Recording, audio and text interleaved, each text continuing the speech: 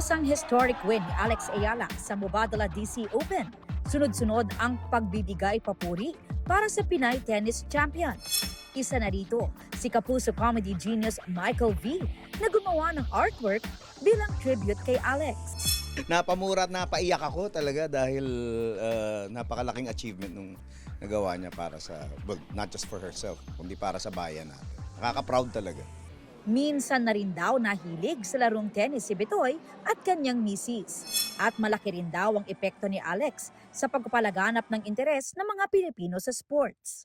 Kahanga-hanga rin daw ang ipinapakitang pagpapahalaga ni Alex sa mga sumusuporta sa kanya, lalo na sa Filipino fans. Kaya nga yung pasasalamat niya, syempre ramdam mo talaga na tagos talaga sa puso, wholeheartedly pagka nagbibigay siya ng speech, yung pasasalamat niya sa mga supporters. Alex Ayala, I'm so proud of you. And yung ginagawa mo para sa sport at para sa bayan, medyo nakakakilabot na nga. Ganun na yung feels.